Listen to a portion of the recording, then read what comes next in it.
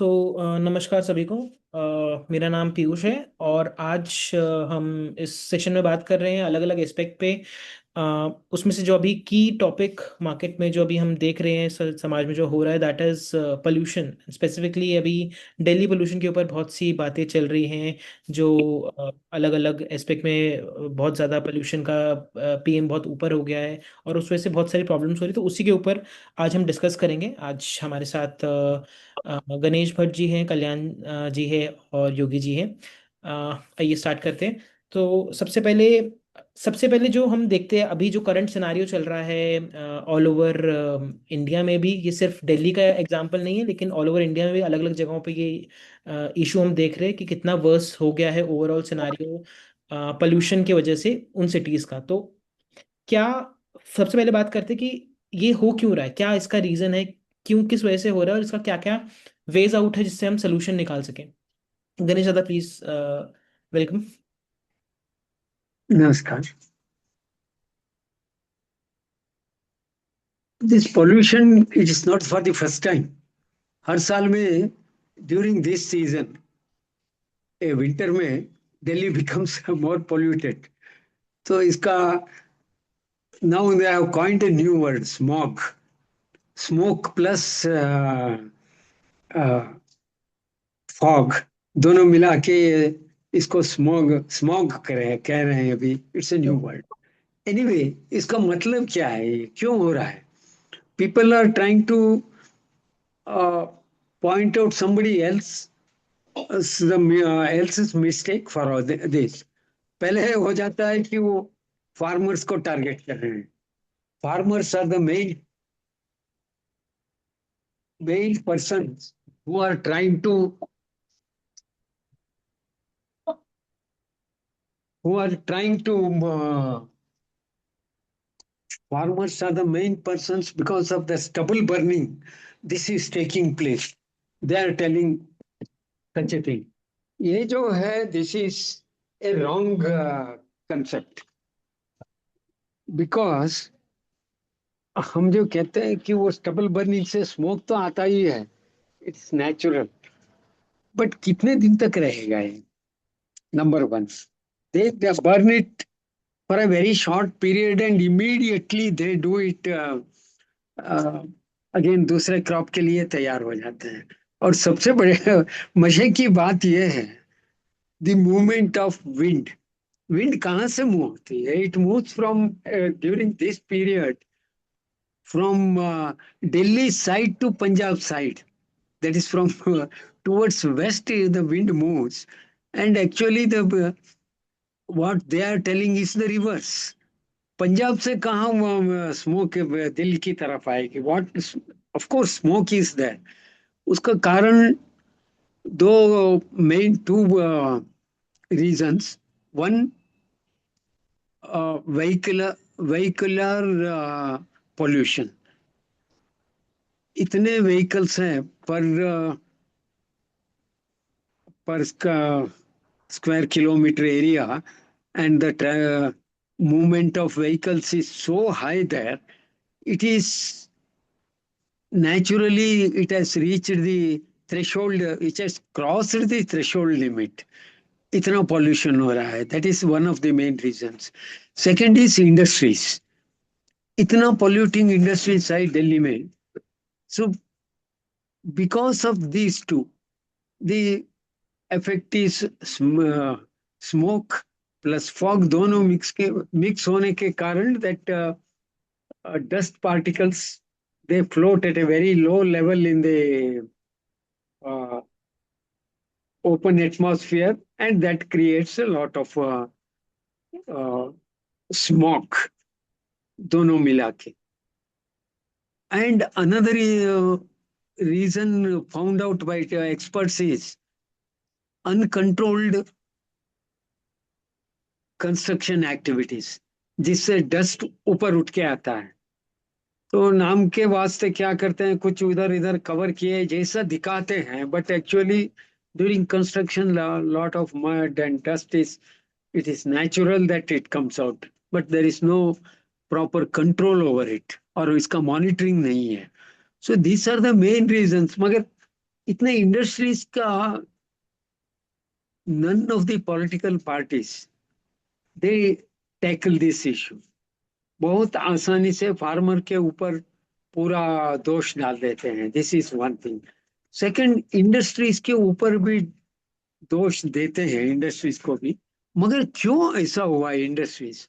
हम देख सकते हैं कि वो Delhi and its surrounding, whether it is NCR और it is UP border, Ghaziabad हो या other parts of UP, and even parts of Haryana who are adjoining, which are adjoining Delhi. वही तो पूरा इंडस्ट्रीज कॉन्सेंट्रेट हो रहे हैं. Why?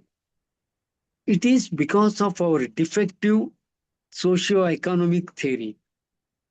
That is, we accept वो कोई किसी भी पार्टी हो, वेदर आम आदमी हो, कांग्रेस हो या बीजेपी या by any name, all these parties they have been encouraging industrialization at one place. So Delhi has become a center of Delhi and its surrounding. Otherwise, UP इतने बड़े state है, why should they come or concentrate all their industries just nearer to Delhi? के नजदीक ही क्यों करें? अरे भाई दूर में करो ना इसको. इतने it can be at far away place. UP में जगह की कम तो नहीं है. एक्चुअली एक concentration or centralization of industries is a characteristic of capitalism. क्योंकि वहां चाहते हैं लोग पूरा एक ही जगह में हो ताकि they get labour easily and cheaper labour, then cheaper raw material. एक ही जगह में दूर दूर से मंगाओ. उसमें क्या होता है, दूर से मंगाने से मोर ऑफ ट्रैफिक, ट्रैफिक के ऊपर तो जाता है, वो ट्रांसपोर्टेशन के ऊपर कॉस्ट जाएगा, but raw material they acquire at a cheaper price from an interior place. सब जगह वही आके खड़े होता है. And this is the defect of the system which we are following. उसको ठीक कैसे कर सकते हैं? Decentralise industries. अभी भी जितने भी इंडस्ट्रीज हैं, slowly phase wise decentralise them. जहां जहां रॉ मटेरियल अवेलेबल है, let the industries move to those places. अगर फ्रूट प्रोसेसिंग है या फूड प्रोसेसिंग है, जहां आपको रॉ मटेरियल मिल रहा है, फ्रूट्स कहाँ है, वेजिटेबल्स कहाँ है, ग्रेन्स कहाँ है, उस जगह शिफ्ट करो.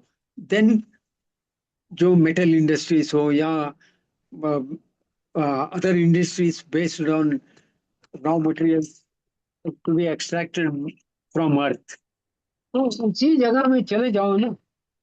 So that Delhi need not be the capital of all the industries put together in one place. तो लोग नया जो इंडस्ट्री शुरू करना चाहते हैं वो भी क्यों वहां आएगा? क्योंकि मार्केट रेडी है. This is the capitalistic system where maximization of profit. The purpose is profit. तो it's an element of any industry, any business activity. But profiteering and maximization of profit is cannot be accepted as a part of an enterprise or a business or an industrial activity. So here the interest is जितना हो सकता है उतना maximize करो. यहाँ क्या होता है, for finished product, the ready market and it need not be a consumer one, but जो डिस्ट्रीब्यूटर हो या होलसेल मार्केट हो, that's all gets concentrated in Delhi, in one place. Presently, it is Delhi in North India, maybe Bangalore in South India, Chennai in Tamil Nadu, like this. हर जगह ऐसा ही हो रहा है. It's getting concentrated in one place. This is the major reason of pollution. And other reasons are greenery नहीं है, which could absorb a lot of carbon dioxide, which could absorb the dust, which can pull down the dust from the atmosphere. ये सब पूरा हमने बर्बाद कर दिया है. So The solution is simple. What we need is a political will and a phase wise scientific plan. जो अभी इंडस्ट्रीज हैं उनको कैसे हम डिसेंट्रलाइज करें. Proud does not recommend to close down all these industries. अरे सबको भाई क्लोज कर दो एक ही दिन और हटा दो, नहीं. Phase wise slowly give them breathing time. पहले identify which are the maximum pollution causing industries, उनको पहले करो. और इतना ट्रैफिक की जरूरत भी क्या है. Encourage public traffic, public transportation को जो थोड़ा एनकरेज करना है. ये नहीं करेंगे हम. और if we continue like this, nowadays it is only few months Delhi is facing this pollution, extreme pollution. जैसे कभी स्कूल कॉलेजेस को बंद करना पड़ रहा है, कभी कभी ऑफिस को भी बंद करना पड़ रहा है. जैसा हर आदमी को अभी मास्क पहनने के लिए बोल रहे हैं, भाई मास्क पहनो.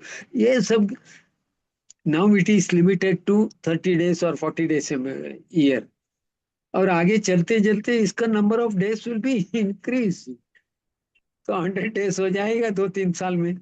All this worst days, pollution days, 100 हो जाएगा. और तो बाद में 100 पार करके throughout the year it will be problem. Before that we have to change this very system of concentrating the or centralization of industries at one place. Abhi, within the radius of say 10-20 kilometers of NCR, almost all industries are concentrated. Whether polluting or non-polluting, every industry is there. When we know the being a capital of the nation and the population is already high, then again with that encouraging this industrial centralization is certainly not good. ये तो इन so short हो गया.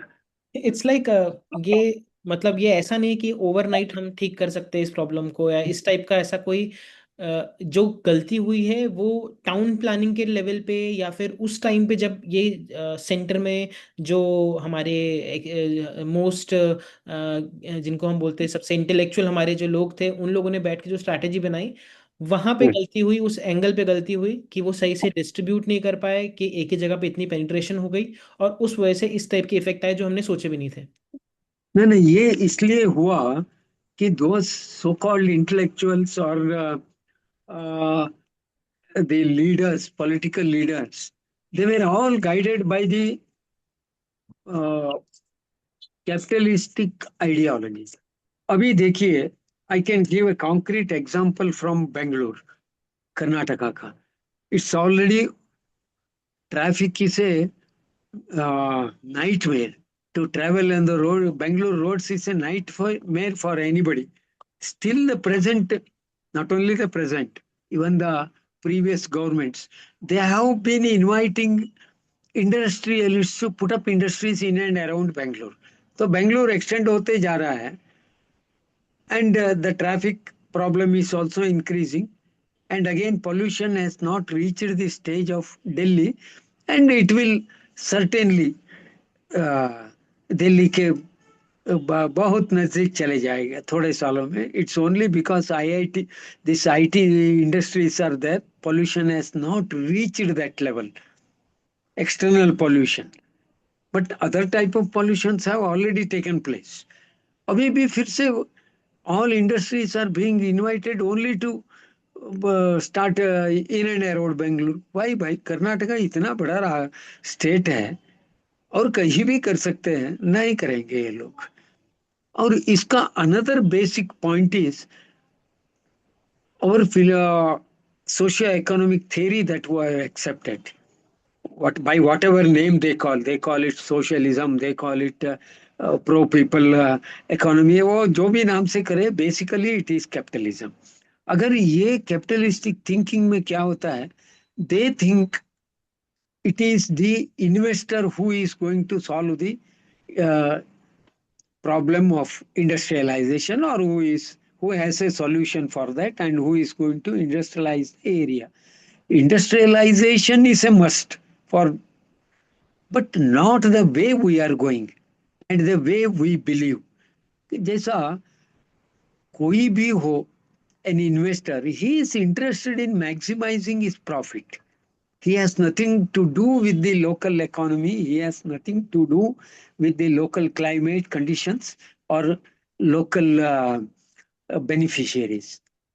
तो कोई भी ऐसा ही सोचता है, मैंने इतना हजारों लाख या कितना भी लाखों पैसा यहाँ डाला हूँ, I am investing and I must get it back as early as possible with the maximum. उसका it's a natural thinking and we are encouraging that. वो नहीं, we have to change that to the that first utilize the local resources, put up industries by utilizing the local resources in the local area, by employing the local people।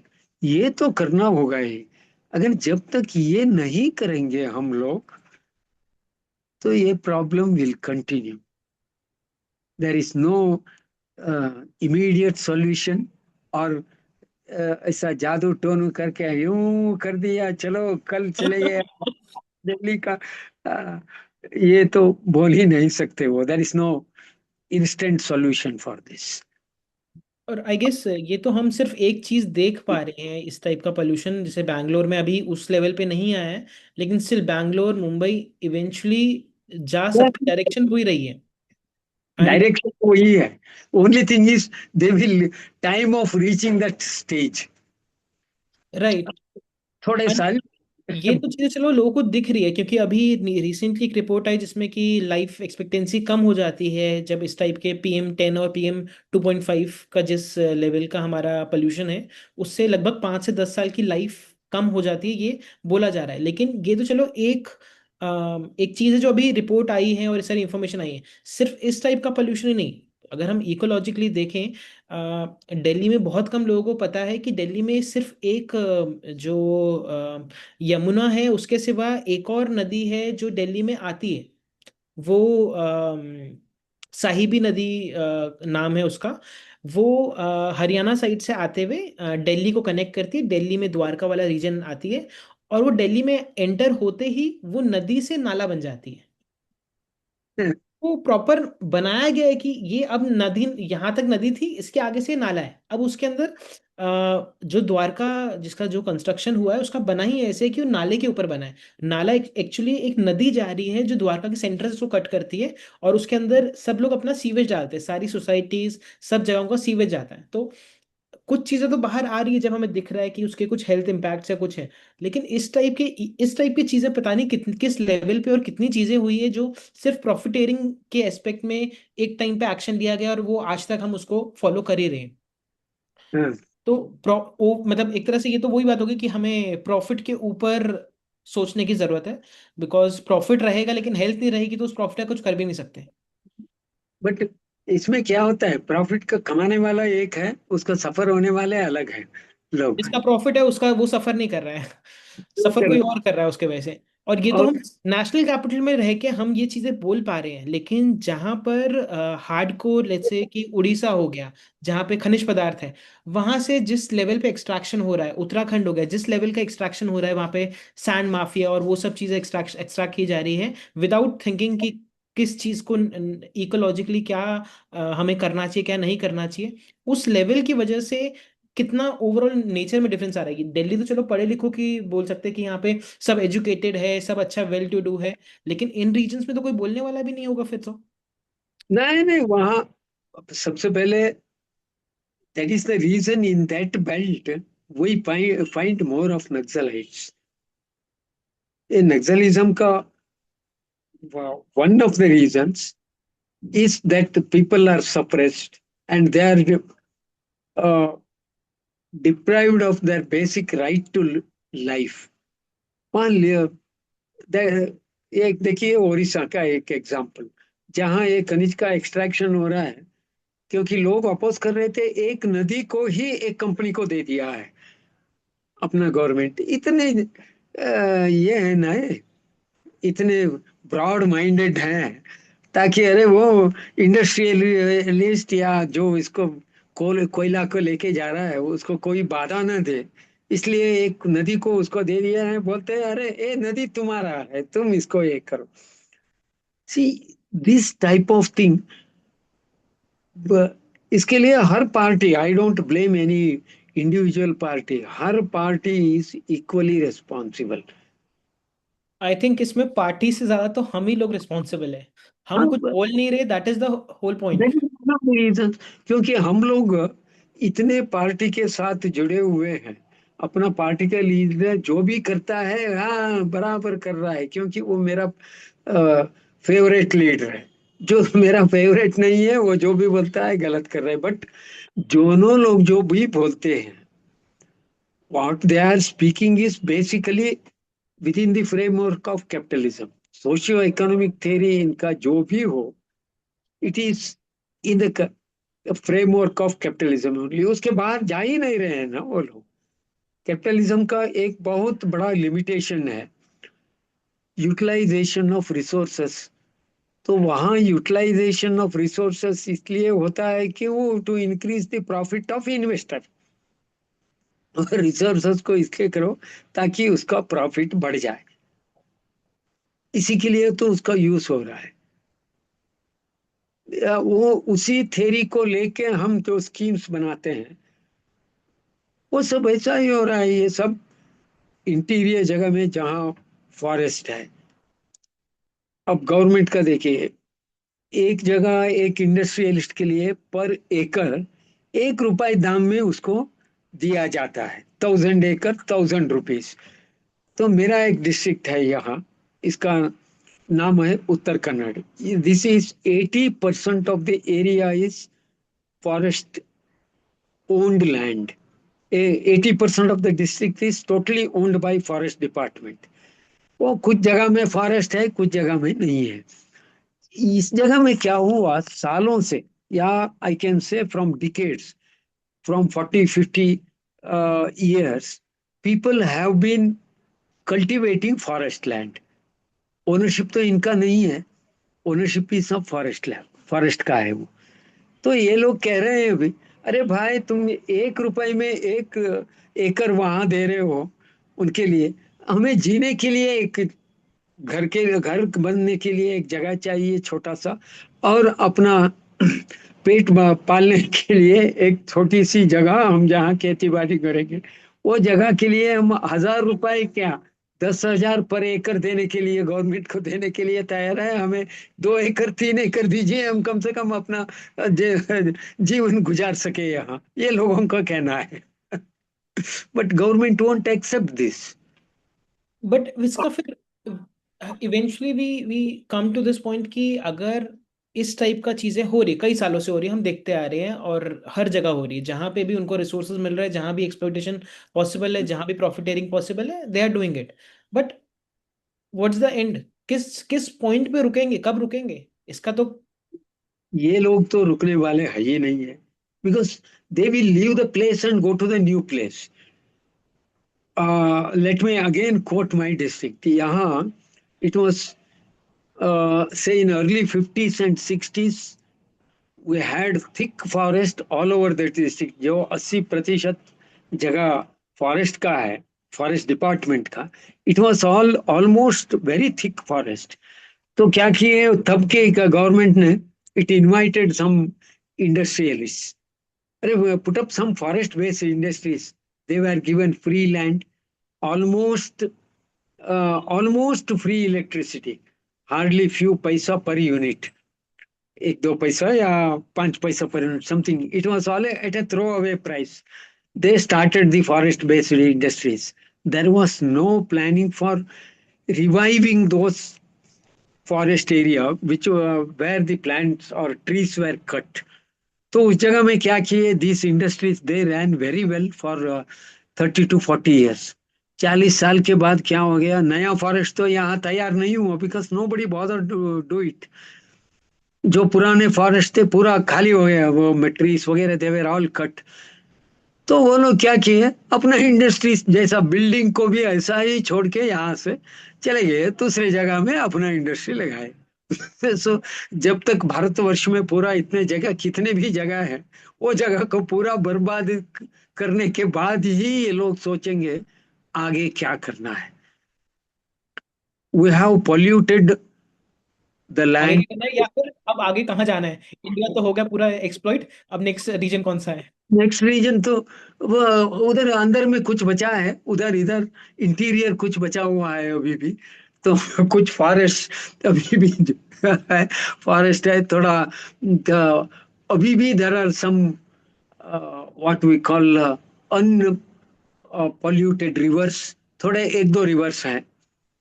और उसको भी pollute करने का जब जो plan बनाएंगे ये लोग, कितना देर लगेगा प्लान बनाने में। जब ऑल तक ओवर प्रॉफिट प्रोजेक्ट आ रहा है तब तक उनको कोई दिक्कत नहीं है। उनको बट अब pollute- वही वही बात आ गई, लेकिन पल्यूट तो करे। अब कर क्या सकते हैं? What is the solution? solution is people, एक तो so called educated people have to really understand the real causes of pollution. It is not XYZ alone, the very thinking of ours, that the every resource is meant for only human beings, and we are the real owners of this uh, resources. ये गलत thinking जो हम जब तक रखेंगे मन में, we never bothered about other type of living beings, whether it is plant, animals, कीड़े मकोड़े जो भी हो, they are all in the, after all this, in the what we call the life chain, or the chain of living beings. Human being is at the end, वो तो last में आया है, उसके करोड़ों साल पहले दूसरे living beings they have been living on this earth. We are depriving their existence because of our selfish thinking. We have totally destroyed many plant species. We have made all sort of uh, क्या कहते हैं उसको, we have broken this chain of living beings. उधर इधर जितने species को पूरा निर्नाम कर दिया है हम. They don't exist now at all. It is because of human beings. This selfish thinking, it's only the human beings who will have to receive it. Landslides, भूकंप, untimely rains.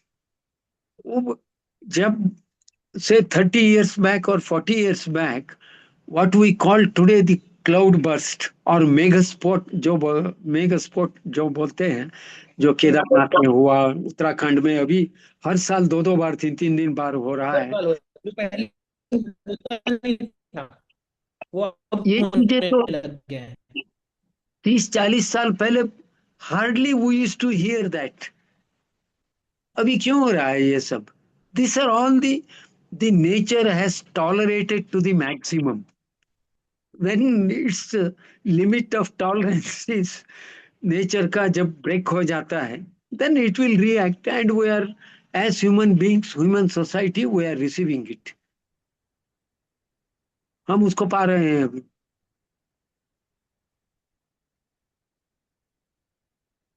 But and somehow people, it sounds like very imaginative, या फिर बोलेंगे Ethiopian era की बात हम सोच रहे हैं कि प्रॉफिट के बारे में मत सोचो, एंड इस टाइप से नेचर के लिए। बिकॉज अभी जिस जिस अभी आप किसी बच्चे को भी उठा के देख लो, the kind of, because everything is inter related. हम उससे ही बात कर रहे हैं, छोटे बच्चे से पूछेंगे तो उसको भी कोई परवाह नहीं है, उसको भी नहीं पता है, बताया नहीं गया है, या फिर हमारा एजुकेशन सिस्टम में ही एक बहुत बड़ा लूप होल है, जिस वजह से कि उसको मॉरल साइंस या इकोलॉजिकल इम्पैक्ट की अंडरस्टैंडिंग ही नहीं है, और वो भी इसी ट्रेंड लाइन में जा रहा है। तो इसका तो it seems like no end to it.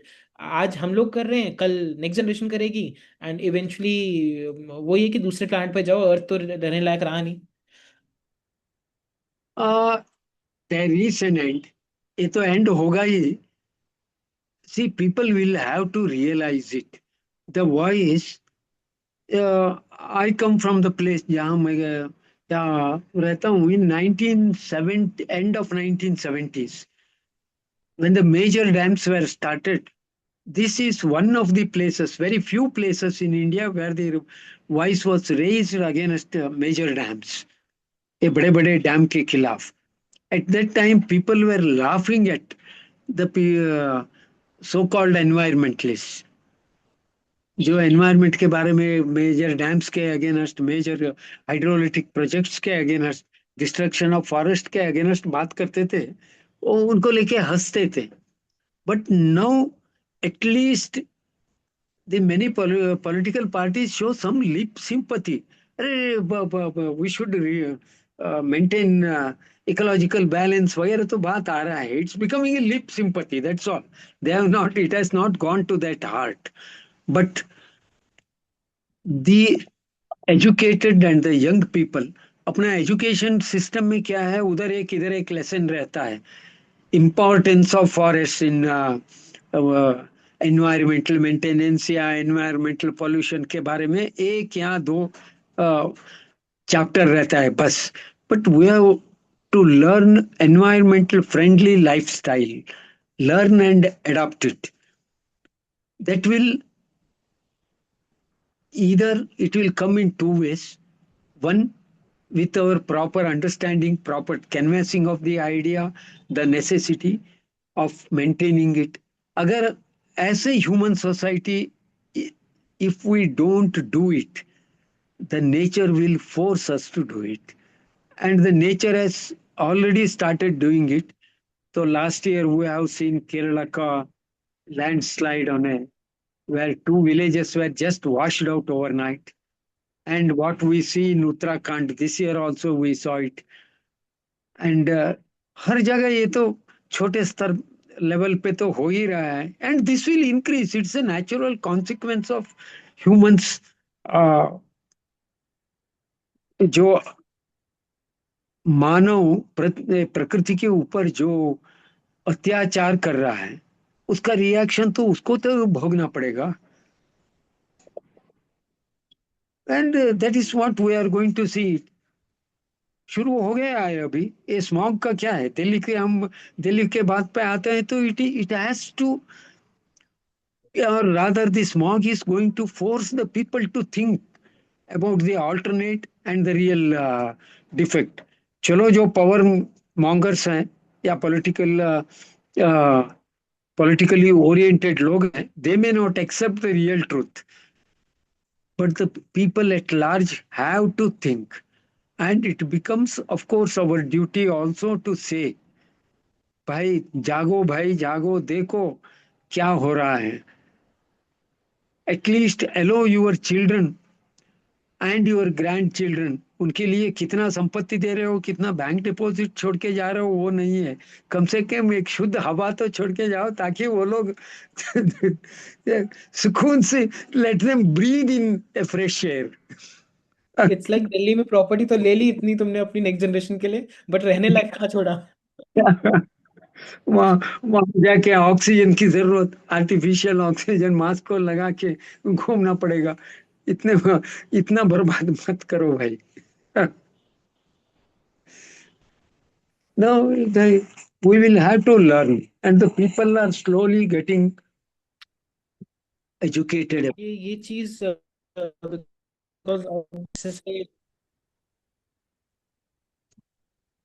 बोल रहे हैं, ऑल्दो अभी दिल्ली में जितना मेरी अंडरस्टैंडिंग है, अभी जंतर मंतर पे ऑलरेडी एक वो चल रही है, ये वहाँ पे एक एनवायरमेंट जो टीम है उनकी, वो लोग वहाँ पे आए हुए हैं और वो वहाँ पे स्पेसिफिकली ये स्मॉग और जो दिल्ली का एनवायरनमेंट हो रखा है उसके लिए बोल रहे हैं कि भैया ये गलत हो रहा है. But the whole point comes to कि करोगे क्या तुम? फैक्ट्रीज तुम्हारे पास लगी भी इतने साल से. Ah, here comes the importance of our education system. Hmm. So, from the very young life, what we call neo-humanistic education system route. Neo-humanism तो in simple terms यही है. हम्म. भाई, मुझे जितना जीने की जितना हक है, दूसरे आदमी को भी है, दूसरे पेड़ पौधे या कीड़े मकोड़े हो या जो भी हो, all animals, even all other living beings have that right. मुझे जितना हक है जीने को, उनको भी उतना हक है, ये मान के चलो भाई. ये here comes the importance of new humanistic education. इसी को बचपन से सिखाओ भाई. एक मैं प्रैक्टिकल उदाहरण देता हूँ. I don't say that Westerners are pro environmentalist और समथिंग लाइक दैट, बट वहाँ का एक सिस्टम, एजुकेशन सिस्टम है, दो they follow this Macaulay system और वट एवर इट इज, वहाँ बच्चों को सिखाया जाता है फ्रॉम से इवन किंडरगार्टन और नर्सरी स्कूल, जब वो प्लास्टिक के जो भी, whether it is a wrapper of a chocolate or some plastic or something. अब इंडिया में क्या करते हैं, हम चॉकलेट खाते हैं और रैपर को यूं करके भेज दिए, और सबसे ज्यादा हम गुटखा खाते हैं या सुपारी जो भी खाते हैं, यूं खाया और वो प्लास्टिक को वही फेंक दिया। बट वहां बच्चों को ऐसा सिखाया जाता है from the very kindergarten, they are not suppose to throw it on the road. वो चॉकलेट तो खाएगा, स्कूल में भी खाते हैं, हमारे लोगों को बोलते हैं सबके सामने मत खाओ, जाके अकेले में खाओ, मगर वहां सबके सामने वो बच्चा खाएगा वहां। But that child will not throw the wrapper on the road और on the floor of the school. अब आपने कितने भी स्कूल कॉलेज के क्लासरूम में देखिए, कितने ये चॉकलेट रैपर्स देन ये पूरा क्या पड़े रहता है वहां।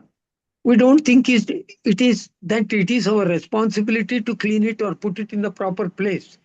वहाँ बचपन से सिखाया जाता है, they will bring it home we along with their school bag, और जो स्कूल में वहाँ जहाँ भी एक डस्टबिन या वेस्ट बिन रखा हो उसमें जाके फेंकते हैं वो लोग। ये तो बचपन से सिखाया जाता है। Here comes the importance of new humanistic education, बचपन से सिखा दो भाई, किंडरगार्टन से, कि that I am here living because all other my family members, my family does not mean only my father, mother and my close relatives, it means my greater family of the entire living and non living world, इनके साथ मुझे जीना है, ये सब मेरे ही हैं, मेरे अपने हैं, ये कौन सिखा सकता है? It's only the new humanistic education system. Ananda Marga का गुरुकुल का इंपॉर्टेंस तो यही आता है।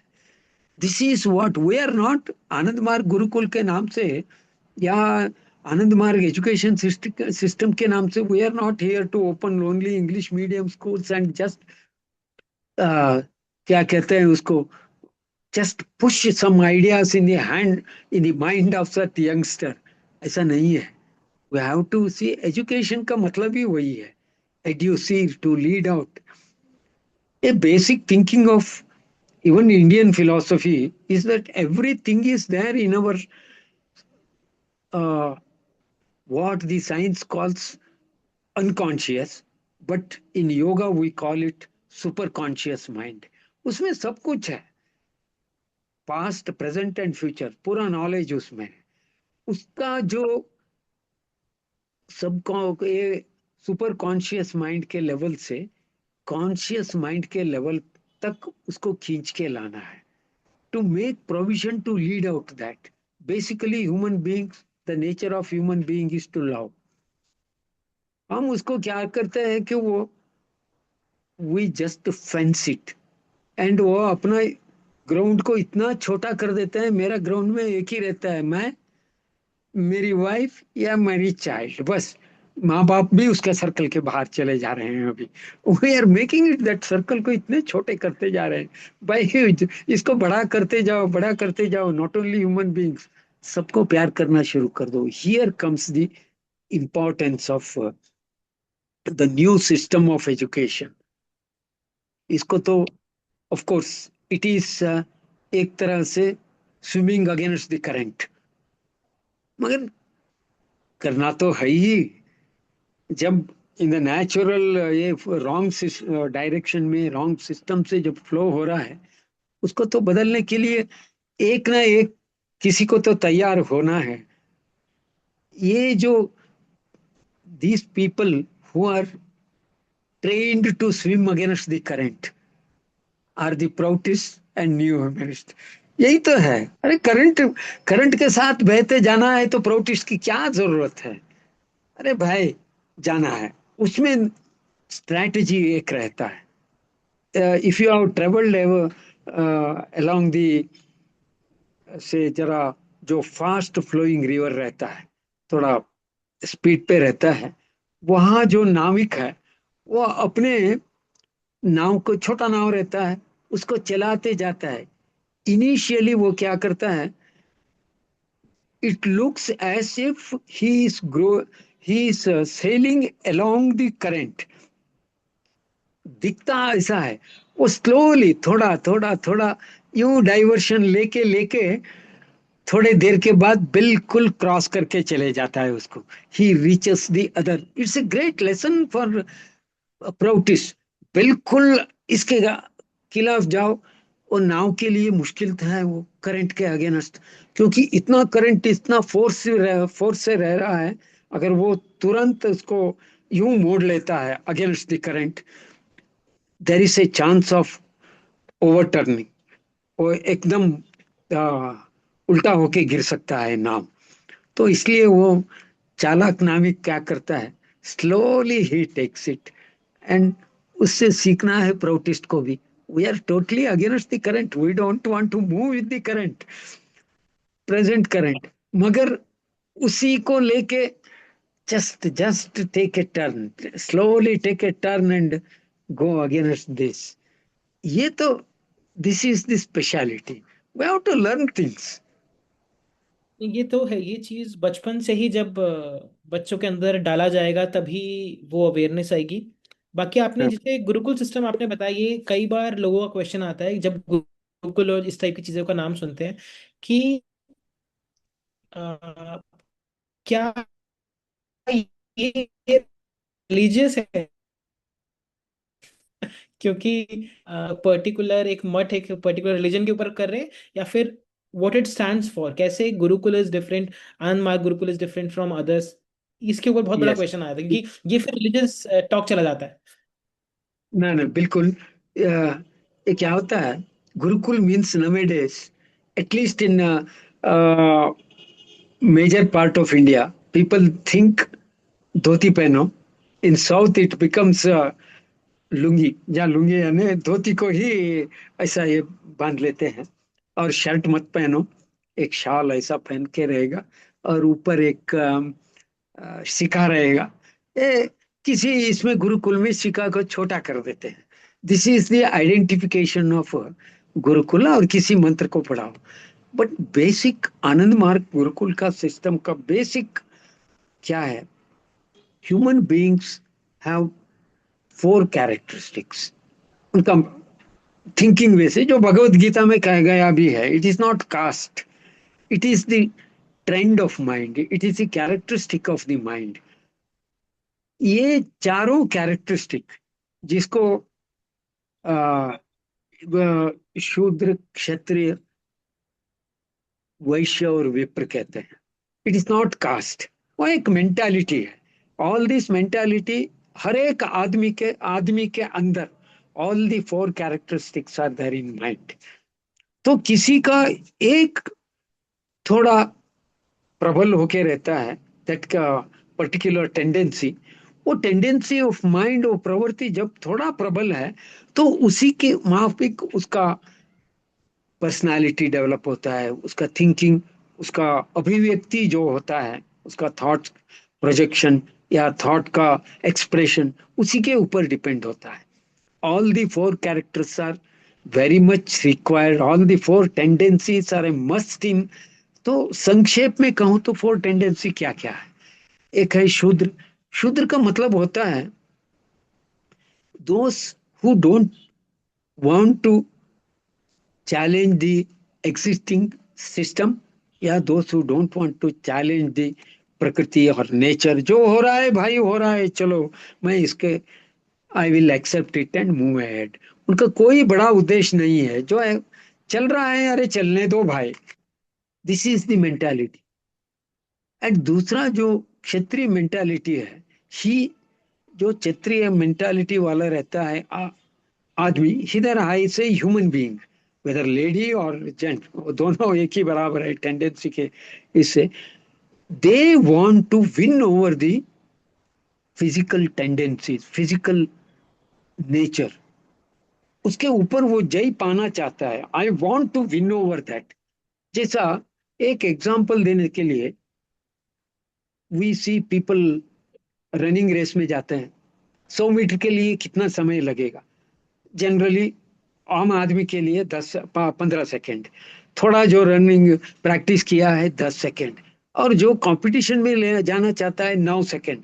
उसके बाद शुरू होता है 8.9, 8.7, 8.6। अरे भाई, वो उतना 0.1 सेकेंड करके क्या करोगे? उसका जो कॉन्फिडेंस या उसका जो उद्देश्य रहता है, I must conquer over this physical world. अरे इतना फिजिकल वर्ल्ड है, व्हाई नॉट आई रीच 7.7। वो 7.7 रीच होता है, 7.6 सेकेंड में रीच करना चाहेगा वो टारगेट। यानी he that person, here I don't mean only man, when by chance कभी भी ही आ गया तो ये बहुत, I mean here man and women. तो दोनों का ये रहता है कि we should win over this.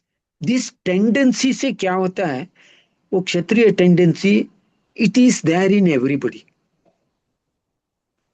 Then Vaishya tendency जो होता है, दैट इज, हम अपने जीवन का जो, वेदर इट इज फूड हो, पैसा हो, जो भी हो, we want to utilise it in a proper way. Everything we want to अपने पर्सनल का जितना भी हो, उसका प्रॉपर यूज करना चाहते हैं। And those people who have more वैश्या टेंडेंसी, वो लोगों को क्या होता है, उसका यूज करने से ज्यादा उसको बचा के रखने में। अरे मेरे पास इतने पैसे हैं, वो पासबुक देख के ही खुश होता रहा यार, मेरे पासबुक में कल 98,000 था, आज मैंने 1,000 ऐड कर दिया, 99 होगा, सिर्फ 1,000 से मेरा लाख हो जाएगा, बहुत खुश। अरे भाई, यहाँ सुबह से कुछ खाया नहीं, उसमें 10 रुपए खर्चा कर दो, नहीं नहीं नहीं नहीं, 1,000 में कुछ खर्चा हो जाएगा तो कम पड़ जाएगा। This is the tendency. ये बहुत एक्सट्रीम हो जाता है तो ये टेंडेंसी हो जाता है, but in the beginning it is necessary. उसको प्रॉपरली प्लान करने के लिए, ऐसा नहीं कि वो 10 रुपए के चीज के लिए मैंने 100 रुपए दे के लाया। This is not the proper system of utilizing money। या फूड 2 लोगों के लिए चाहिए, समझो कि 4 रोटी चाहिए या 5 रोटी चाहिए, हमने बना दिया 50। ये ऐसा नहीं है। 2 लोगों के लिए कितना चाहिए? 5 हो सकता है, और एक ज्यादा खाए 6, 6 बना लो बस। नॉट 50 एक ही बार। So this is the system where Vaishya mentality is useful also, and when it becomes extreme, it is not good. It becomes harmful to the not only the person, society के लिए भी harmful हो जाएगा। और विप्र रहा, विप्र का मतलब होता है, ये धोती पहन के शाल पहनना नहीं है। विप्र का मतलब होता है, he or she use their brain or their thinking power. They believe more in intellectual power, intellectual capacity to solve a problem। तो प्रॉब्लम सॉल्व करने के लिए लाइक शूद्र के जैसा वो सरेंडर नहीं होते हैं, नॉर लाइक क्षत्रिय जो who wants to use physical force alone, और like Vaishya who wants to change the everything or solve the problem by using uh, money or whatever resource, ये अपना इंटेलेक्ट को यूज करेगा। But intellect has both the things, it is like a both sided sword. दोनों तरह से काट सकता है ये। When it is used for the good of all, it becomes beneficial to the self and society. जब यही इंटेलेक्ट यूज होता है फॉर डिसेप्शन और deceiving others, that becomes dangerous and harmful to the society and self also। तो अपना system क्या है आनंद मार्ग का सिस्टम? आनंद मार्ग का system of education, gurukul of Ananda Marga, wants to develop all these 4 tendencies in a proper proportion। पूरा everything is good to some extent, and after some level it is not good. तो इसको beneficial level पे रख के चलते हैं हम लोग। वी डोंट जस्ट, और education system is designed in such a way ताकि वो फिजिकल वर्क के लिए कभी भी हेसिटेट नहीं करेगा। अगर मेरा घर क्लीन करना है, अरे आज बर्तन क्लीन करने के लिए 3 दिन से भाई नहीं आई जो क्लीन करने वाली थी, तो मैं झाड़ू नहीं मारूंगा, पोछा नहीं करूंगा, बर्तन नहीं धोए, चलो आज के खाना उसी में बना लेते हैं, धोने वाली नहीं आई, ये तो नहीं होगा। बट अवर मेंटालिटी सच, वो लोग नहीं आए तो हम ये करने के लिए तैयार भी नहीं होते हैं। इतना फिजिकल वर्क के लिए एवर्शन है हमारे लिए। ये एवर्शन को हटाना है। So the physical work, we are not averse to physical work. तो ये एजुकेशन जो आदमी पाता है, any person who gets our Gurukul system of education is, in one word, not averse, or he or she will never disrespect the physical work. अभी दुनिया में क्या है, सबसे ज्यादा इंडिया में फिजिकल काम करने वाले को हम नीचे स्तर पे देखते हैं। We don't respect them at all. अरे वो अपना फिजिकल स्ट्रेंथ यूज कर रहा है, we don't, we have not even learn to respect it. तो अपना आनंद मार्ग गुरुकुल का एजुकेशन सिस्टम जिसने पाया है, या इस सिस्टम से उसका एजुकेशन हुआ है, he will always respect that physical work of self and others. He will be, or she will be, have, they will have valor। यानी अन्याय के खिलाफ खड़े होने के लिए वो कभी हेसिटेट नहीं करेंगे वो लोग। ये ऐसा नहीं कि अरे मुझे क्यों भाई, मैं तो ये नहीं किया ना, अरे दूसरे लोगों को करने दो, नहीं। They will try to win over the physical forces also. ये लोग भी वो करेंगे। और ये education will make the people utilize the resources in a proper way, in a beneficial way, not only to the self, to the society also। यानी इसमें calculation आएगा, अपने संपत्ति जो भी हो, नेचर का संपत्ति हो, पैसे का संपत्ति हो, जो भी हो, इसको कैसे प्रॉपर तरीके से यूज किया जाए, ये नॉलेज उसको मिलेगा, वो ज्ञान।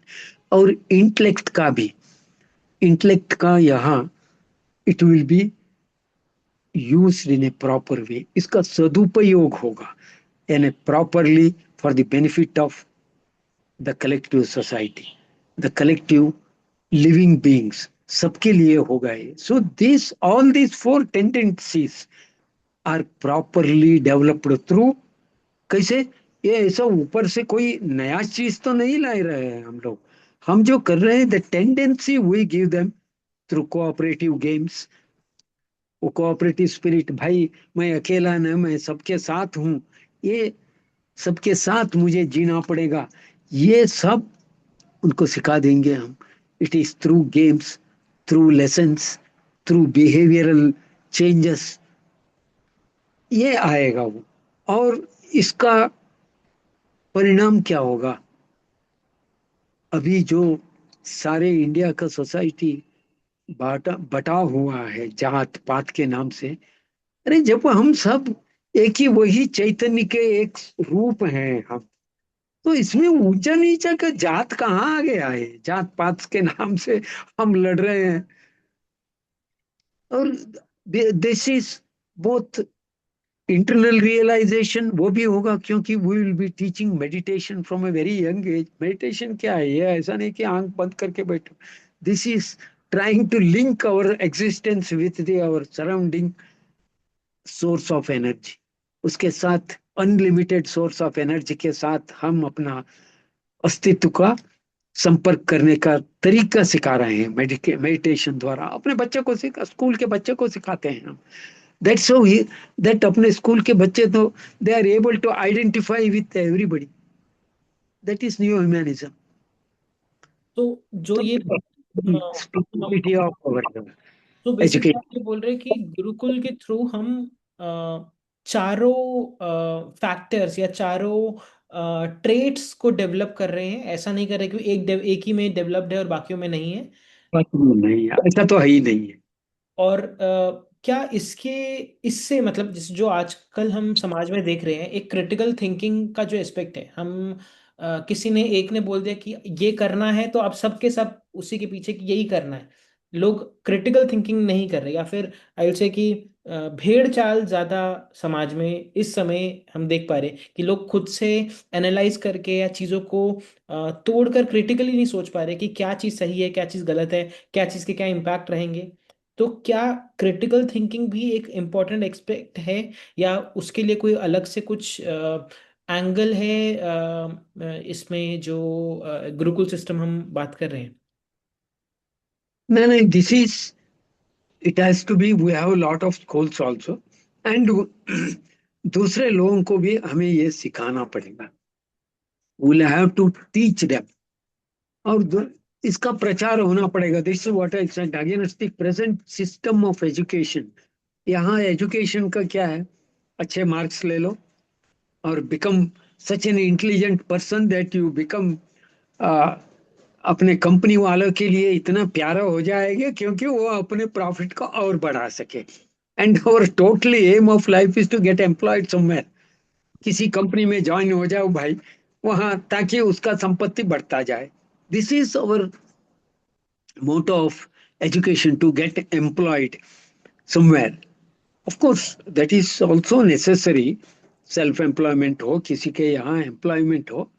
that's why गुरुकुल सिस्टम में ये क्या कहते हैं उसको, जो hand on training, practical training सब कुछ दिया जाता है हर काम के लिए, क्या हमारे ताकि, पास कोई एग्जाम्पल है जहाँ पे इस टाइम या फिर कुछ टाइम पहले हुआ करता हो ये चीज, या हमें पूरा रिवाइव करने की जरूरत है? नहीं नहीं, ये तो पहले वी लर्न दैट ड्यूरिंग से Gurukul time of the past, say thousands of years back. The Gurukul was where everybody was taught in the similar way. Of course, then it was something different, a little different. But आज के condition में we'll have to take the good things from the past and uh, adopt it to the present situation. उसको तो adopt करने पड़ेगा वो.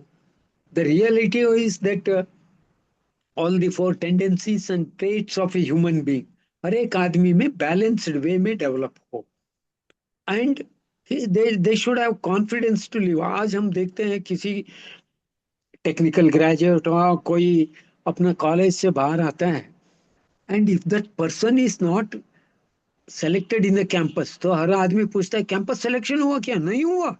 अरे रे रे, कैंपस सिलेक्शन ही नहीं हुआ तो इतना डिप्रेस्ड हो जाता है कि वो, those people they even think of committing suicide कि मेरा कैंपस सिलेक्शन ही नहीं हुआ। इतना कॉन्फिडेंस नहीं है, 16 साल तक से 18 साल तक सीखे हो भाई, कम से कम मैं अपने पैर पे खड़े होके अपना 2 वक्त का खाना तो कमा सकूंगा, उतना भी ये नहीं है। We don't have that much of confidence, is not there. ये तो प्रेजेंट सिस्टम का फेलियर है। वी और हैव न्यू सिस्टम। क्या ये ये सिस्टम, मतलब हम जिस जिस सिस्टम की बात कर रहे हैं, क्या ये सिस्टम आज के टाइम पे प्रैक्टिकल है इन टर्म्स ऑफ आजकल का जैसे कॉम्पिटिटिव मार्केट है, जिस टाइप का बिजनेस मार्केट है उसमें? क्या ये चीज़ें, मतलब लेट्स से एक बच्चा जो गुरुकुल के थ्रू पढ़ता है और सब कुछ वो करता है, हाउ इन प्रैक्टिकल सेंस वो सोसाइटी रेडी होगा? या क्या हम सिर्फ उसको मॉरल एजुकेशन की बात कर रहे हैं? इसमें स्किल और उसका क्या एस्पेक्ट है या उसका क्या एंगल है? नहीं नहीं, यहाँ स्किल वगैरह gurukul system, we are not denying the development of skill, we are telling everything has to be adjusted to the present system. AI भी रहेगा और कंप्यूटर सिस्टम भी रहेगा, उसके साथ एग्रीकल्चर भी रहेगा, जो भी हो everything will be there, we will be thinking actually ahead of time. मगर ओनली द डिफरेंस इज, आज का ग्रेजुएट को देखिए, एक कोई भी ग्रेजुएट बन गया तो he is averse to do any physical work. आज इतने हो रहा है कि एक बार कॉलेज में एंटर हो गया आदमी, ही और she thinks that they are not suppose to take up daring. अरे ये तो गंदा काम है। एग्रीकल्चर में जाना, अरे ये भी गंदा काम है, ये तो फिजिकल लेबर है, मैं एजुकेटेड हूँ, मैं क्यों करूँ इसे। ये तो this is the wrong way of thinking. What we are trying to do is give the proper way of thinking and proper perspective of ideas and the life to our students. उसमें change of perspective रहेगा. तो जो education में हम बोल रहे हैं क्यों, you are not being trained or groomed into becoming a slave of some company. वो तुम्हारा जिंदगी का ये नहीं है. Skill is required, utilize it, learn the skill, utilize it. All the skill whichever is necessary for uh, sustenance of life, as per one's interest, they will learn that. That alright. is, ये क्या मतलब, हम ये जो बात करें ये थोड़ी वो लग रही है कि हम बहुत आइडियलिस्टिक थिंकिंग की बात, क्या ये प्रैक्टिकल में हो रहा है या फिर इसके कोई सिमिलर एग्जांपल्स है कि इट इज समथिंग, ये मतलब लेट्स से अगर कल मुझे अपने बच्चे को डालना है तो क्या मैं डाल सकता हूँ क्या? इसकी इसके लिए कुछ भी कहीं पे भी ऑल ओवर वर्ल्ड कहीं पे भी कुछ है जहाँ पे जिसके थ्रू हम रेफरेंस लेके एक सिस्टम स्टार्ट कर सकते हैं लोकली, या फिर हम घर पे ही, अगर ये घर का सिस्टम भी हो सकता है, आजकल होम स्कूलिंग भी बहुत चल रहा है, तो क्या वो एस्पेक्ट में किया जा सकता है? ये कैसे प्रैक्टिकल कैसे है आज के time? and practically, the schools, what we can do is we can interact with many of the uh, institutions which are running schools. ऐसा बड़े बड़े जो ट्रेड नेम या ब्रांडेड इंस्टीट्यूशंस जो स्कूल्स को, कॉलेज को चला रहे हैं, they are mainly profit oriented, but there are many institutions which are running education, अगर स्कूल कॉलेजेस या जो भी हो, they are doing it as a service. What they need is idea. They are just moving in the uh, say along the current. वो current के साथ बह के जा रहे हैं. अभी एक एग्जांपल देता हूं मैं. The central government said Macaulay system is to be replaced. Macaulay system of education. तो BJP set this and Congress immediately retorted, ये लोगों के मैकेनिक के ऊपर, because they said it, they are, these people are opposing it. इनके पास क्या है alternate, they don't have. So ये, and the persons who are, और the party which is condemning Macaulay system, they want to go back to a system of outdated system which is irrational and um, impractical system. वो फिर वही अपना जातिवाद को लेके या रिलीजन को लेके चल रहे हैं वो लोग. So both side it is wrong, in between we have to move. That's why I gave the example of जो नाविक, जो अलोंग दी का against the stream, against the current जब वो नाव चलाता है, बट नाव में जो बैठे हैं उनको भी मालूम नहीं होता है कि अगेंस्ट करंट ये चल रहा है. वो slowly, bit by bit, hardly एक एक डिग्री, 5 डिग्री, ऐसा करके करके पूरा उसका अगेंस्ट चला जाता है. That you can experience when you travel by. तो this is the duty of Proutists and new humanists. Education system को overnight we cannot bring it a new system.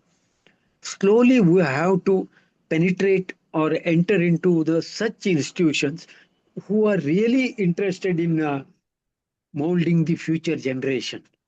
So उनको बताना पड़ेगा भाई ऐसा करो, ये करने से ये होगा. They may not accept all the 100 ideas of ours, only 5 at a time, 10 at a time. When they see the benefit, certainly they will have to. Because now almost many parents have started feeling that their younger, the younger generation or the Z generation जो कहते हैं, Gen Z. जनरी, Gen Z Z, Gen Z. Z, generation G बोलते हैं ना, Gen Z. generation G, चलो, generation G, they don't have proper ideology. They have vigor, they have valor, But the thing is, they don't have proper ideology. So they will catch up. That's why we need to use this social media to tell the people, yes, the education can be made in such a way that our new, still after Z generation, I don't know, G1, no, let's call G1. G1 will become more humanistic. They will become more ideological. It is not just uh, say किसी के ऊपर थोपा जा रहा है, ऐसा नहीं है. It should come from with in. उनके ऊपर, भाई you have all this traits, you have all these tendencies, develop it in a proper way. And what we need is, अभी people are fighting against employment, unemployment के खिलाफ. अरे employment, government is not recruiting. Why only government? You think of a system where every village can provide employment to the people in their own vicinity. Maybe a village or a panchayat area, maximum a block. उसके अंदर 90% of the people can be accommodated with an employment. थोड़ा अलग तरीके से सोचो भाई, तो neo humanism के प्रणेता जो श्री प्रभात रंजन सरकार हैं, वो न्यू ह्यूमैनिज्म को प्रेजेंट करते बोलते हैं बाद में. अगर कोई बोलता है मैं जो बैठा हूँ अंधेरे में यही बहुत अच्छा है, उससे बोलो भाई कम से कम अपना खिड़की तो खोल के देखो कि ये प्रकाश जो बाहर के है थोड़ा अच्छा लगेगा या नहीं लगता है, खोल के तो देखो ना. इतना तो हम बोल सकते हैं. That's where we have to. And our role, as I feel, maybe it's my limited knowledge, I feel is we have to be catalyst of this change, and we have a great role to play. That's what I feel. अब आपने इसे catalyst वाली बात बोल दी, तो अब ये भी कैसे करेंगे? How we can be a catalyst, how, मतलब अगला स्टेप क्या होगा? What should be the next step? Step is first to make the people aware of this idea, this ideology, this education system. ये करने के लिए जो एग्जिस्टिंग एजुकेशन सिस्टम है, instead of totally denying them, थोड़ा थोड़ा उनको उनके साथ कांटेक्ट करके, maybe through lectures, maybe through social media, maybe through books और whatever ways of reaching the people. We have to reach people. Then only we will be able to make the people aware of the such an ideology. कितने लोगों को मालूम है कि the education system can be so beautiful, so interesting. बहुत लोगों को मालूम ही नहीं है. It doesn't mean that we are going to teach them dry moralism और ड्राई भाषणबाजी को ही नहीं सिखा रहे हैं. we'll make their life, we are make teaching them that the life is for living. अरे जीने के लिए तो भगवान ने जिंदगी दिया है, तो जियो, मगर शान से जियो भाई. शान का मतलब ये नहीं कि ये नया पैंट शर्ट पहना या नया कारपेट, नहीं. अंदर से have faith, have the feeling, have the realization, yes, I am living my life in a proper way. ये तो उनके अंदर आने के लिए थोड़ा इग्नाइट करेंगे, that then they will certainly follow. तो वहां तक पहुंचना है हमको. Will have to do it. Alright, I guess अब जितना भी हमने डिस्कशन स्टार्ट किया, जहाँ से पोल्यूशन से लेके अभी क्या सोल्यूशन, एक तरह से हमने माइक्रो से मैक्रो लेवल पे हर एंगल से इसको सोचने की कोशिश करी कि कैसे कैसे चीज़ें हो सकती है. अब नेक्स्ट जो अप्रोच रहेगी वो ये समझ आ रही है कि ज़्यादा से ज़्यादा लोगों को अवेयर करना है, एक्सपैंड करना है इस आइडिया को कि ऑल्टरनेटिव है, सोल्यूशन है. एंड चाहे वो कोर लेवल पे एज अ सोसाइटी को हमें हील करना हो थ्रू गुरुकुल सिस्टम, या फिर अभी एज सुन एज पॉसिबल हम ओवरऑल इंडस्ट्रियल एलोकेशन या इंडस्ट्रियल रिसोर्सेज को इस टाइप से एलोकेट करें कि ओवरऑल जो एक जगह पे पेनिट्रेशन हो गई रिसोर्सेज की, या एक जगह पे एक्सप्लॉइटेशन हो गई रिसोर्सेज की, वो चीज़ ठीक हो. और इन दी एंड हम वो पूरा एक सर्कल पे आ जाते हैं कि इनिशियली अगर ये प्रॉब्लम है तो प्रॉब्लम का सोल्यूशन है, ये चीज़ें करो, ये चीज़ें करने के लिए लोग कौन आगे आएंगे, जिन लोगों को अवेयरनेस होगी। अवेयरनेस कैसे आएगी, वो हमें ही लोगों को फैलानी पड़ेगी। तो एक पूरा ऑल राउंड सर्कल है इंफॉर्मेशन का, नॉलेज का। और इट इट सीम्स लाइक हमने काफ़ी सारी बातें करी, but it's not overnight thing. ये हमें समय देना पड़ेगा, चीज़ों को एफर्ट देना पड़ेगा, अवेयरनेस फैलानी पड़ेगी।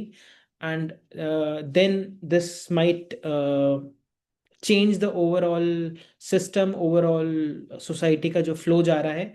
एंड जैसे कि अभी हमें गणेश जी ने बताया कि अ, जैसे वो नदी के अगेंस्ट फ्लो में जा रहे हैं, तो धीरे धीरे करके ही, but we have to keep going. चाहे स्लो ही, वो दिखेगा नहीं, but eventually the impact will be there. हम वो ऑफ फ्लो से हम इन स्ट्रीम में आ जाएंगे। आई गेस ये पूरा हमने आज का डिस्कशन काफ़ी अलग अलग एस्पेक्ट्स से कवर करते हुए कोर सोल्यूशन तक बात करी। एंड हमारा मेन डिस्कशन का कोर ऑब्जेक्टिव ये रहता है कि सोल्यूशन ओरिएंटेड रहे। एनीथिंग एल्स, गणेश जी और निरंजन जी, कल्याण जी और योगी जी, कुछ भी आप ऐड करना चाहें तो please, then we can wrap up. I guess Ganesh ज़्यादा कोई इंटरनेट इशू आ रहा है।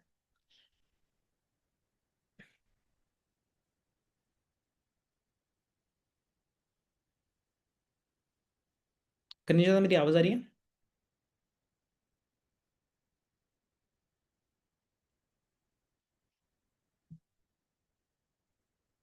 ऑल राइट, सो यहीं पे आज का हम सेशन क्लोज करते हैं। थैंक यू सो मच सबका इनपुट देने के लिए, सबके सबकी यहाँ पे अलग अलग टाइप के डिस्कशन और उस सबको इनिशिएट करने के लिए सभी का धन्यवाद। एंड नेक्स्ट टाइम वापस से हम लोग कनेक्ट करेंगे, ऐसे ही टॉपिक को उठाएंगे और उसके ऊपर पूरा अलग अलग एस्पेक्ट पे सोल्यूशन ओरिएंटेड डिस्कशन करेंगे। Hope to see you next time. Thank you.